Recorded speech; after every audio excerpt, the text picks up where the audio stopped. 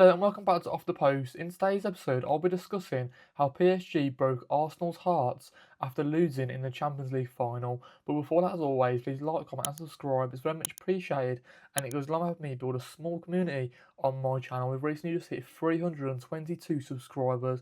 I just want to say a massive thank you for the recent support on our most recent episodes. All the likes and the comments on social media as well definitely going unnoticed, and we're well on our way to getting my main target 500 subscribers, so we can be going to smash it. Hopefully we can. Just want to say a massive thank you for the overall support, really. But let's get straight into the episode, shall we?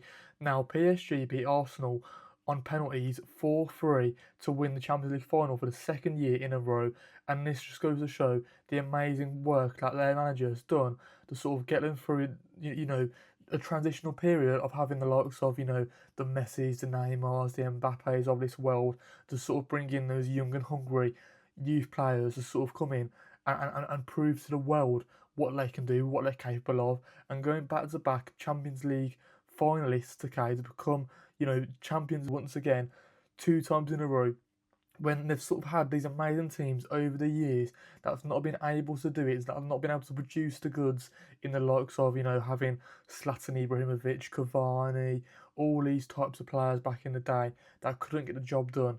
Now goes to show that Luis Enrique is a top world class manager, and he probably should be in line, like in line for a fantastic job elsewhere, potentially maybe next season or in a few seasons' time, just because there is a limit for PSG. Obviously, they're fantastic in the League One, aren't they? They win it pretty much every single season. In Champions League now, he's done it 2 times in a row. What more else can he do with this PSG team? He could probably maybe make it 3 times in a row. But would he want to test his skill set somewhere else? Would he want to come? Would he want to come to the Premier League? There's always that, you know, there's always that quota around top managers that they want to play in the best, they want to manage in the best league in the world. Of course, now there's not really many spaces in the top for big six teams at the moment. He was heavily linked to Manchester United a few months ago before Michael Carrick got the job. So I don't think he'll come to the Premier League anytime soon, but maybe in a year or two. But let's put all of our attention on Arsenal, okay? Just because to lose their Champions League final, their second Champions League final in about 20 years, I'm pretty sure.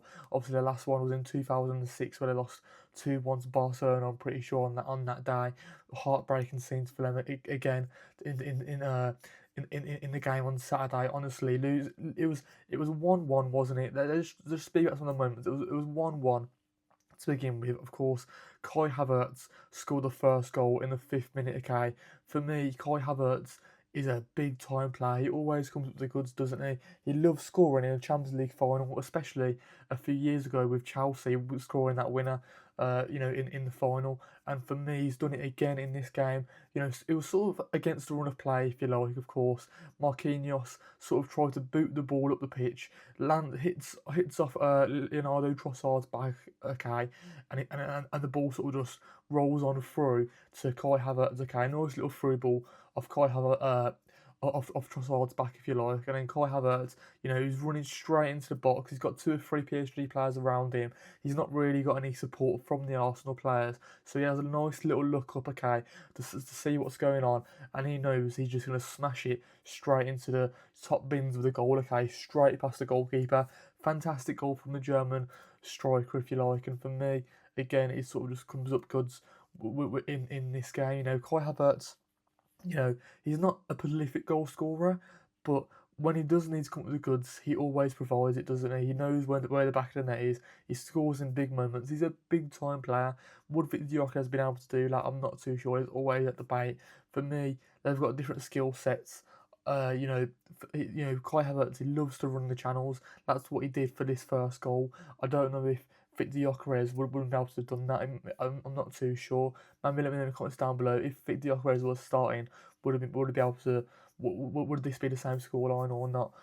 Would it be different? I don't know. But then, Arsenal's game plan was very predictable in the sense Mikel Arteta set them up defensively to sort of hit PSG on the counter attack, and that's probably the best way to sort of counteract their side, if you like, because we know with PSG their attack is lethal, it is dangerous.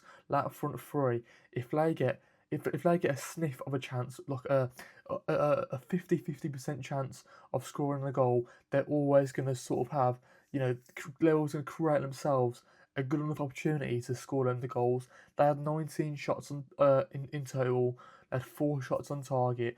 They had a 72% possession. Okay, PSG. They dominated this game from start to finish, even though Arsenal did get the first goal, and they did very well to hold out defensively. Obviously, Osman Dembele getting the penalty decision, scoring the penalty in the 65th minute. Okay, Arsenal did very very well to sort of stop PSG from their momentum, obviously from the season, doing very well in the season, and then obviously getting to the final of the Champions League. It looked like at 1-1, could Arsenal potentially nick another goal? But again, every time PSG went forward, it looked like they was going to score.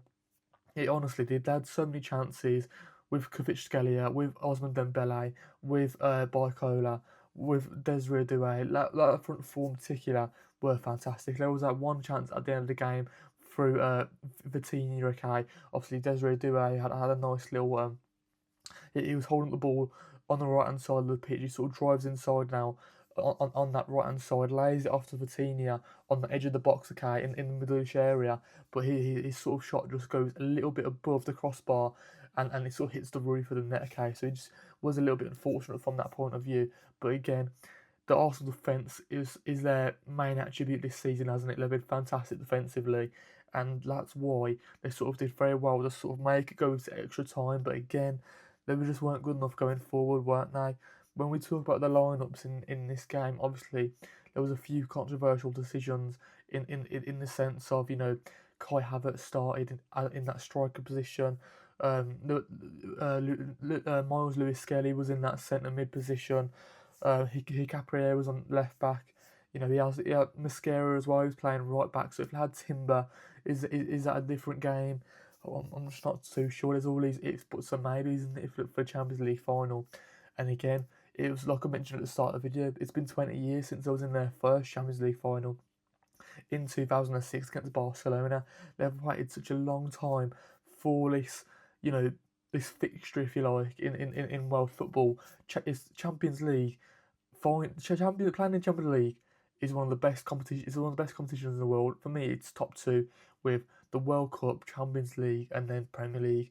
For me, everybody wants to win that Champions League trophy, don't they? Everyone wants to lift it up. But unfortunately for Arsenal fans, they haven't. And does it put a little bit of a damper on things? I'm not too sure, because as we've seen from the Arsenal parade a few days ago, the Arsenal fans were celebrating so massively. Honestly, they were so happy. It doesn't seem to have had an effect losing the Champions League final. But when you reflected on this season as a whole, obviously winning the Premier League for the first time again in probably about 2 decades, it wasn't a massive achievement. It's fantastic. Those players will go down as legends of the club. Mikel Arteta will be a legend of Arsenal Football Club.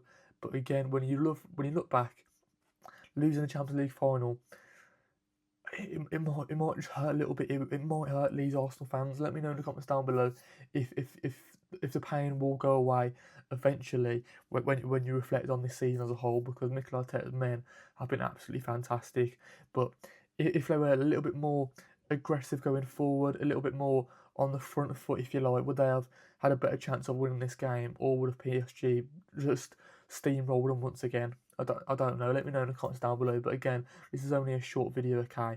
Let's discuss the penalties just quickly. Obviously, Eberechi Eze came on the pitch at this point, trying to sort of, provide his magic, provide a moment of magic where he sort of comes good in these big games as well. He had a few moments this season, hasn't he? Against the likes of Spurs, against the likes of Spurs and Man City, and all the rest of other teams in the league.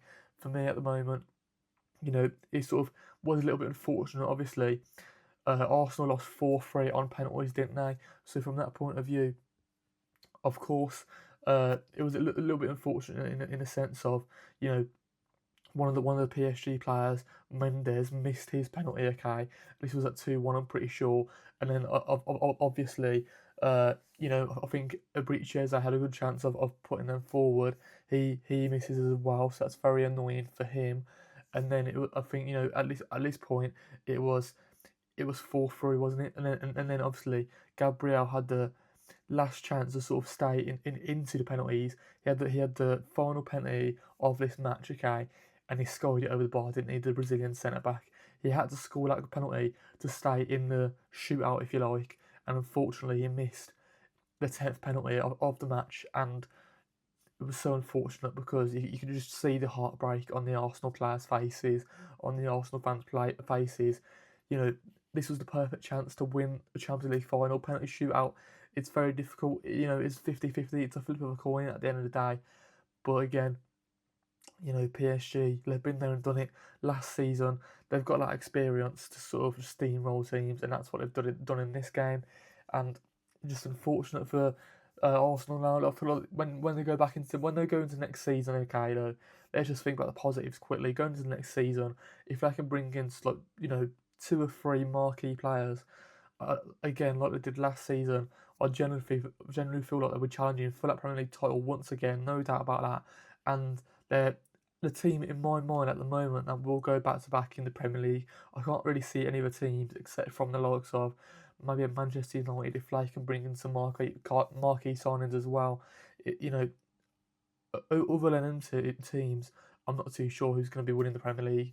I feel like at the moment it's all roads head to Arsenal. So let me know in the comments down below if you agree or disagree. How did you feel about losing the Champions League final for the first time in like 20 years since you lost to Barcelona in 2006? What could Mikel Arteta's men done differently to get that victory over the line in the 90th minute in the 90 minutes? How do you feel about Eberechi Eze missing the pen, Gabriel missing that final penalty as well? Could David Raya or potentially save 1 or 2 more penalties? He did make one good save against Nuno Mendes, so it was a little bit unfortunate for them. Are PSG the best team in the world in world football at the moment? Can they go and make it a triple next season? And yeah, before that, as always, please like, comment, and subscribe. It's very much appreciated. It goes a long way helping me build a small community on my channel. We've recently just hit 322 subscribers. Just wanted to say a massive thank you because it goes a long way. We're so close to getting 500 subscribers. Can we go and smash it? Hopefully we can. Just want to say a massive thank you for the recent support on our most episodes, all the likes and the comments on social media as well. Definitely going to notice. I just want to say a massive thank you for the overall support, really. I really do hope you guys have a good rest of your day, and I'll see you guys in the next one. Peace out.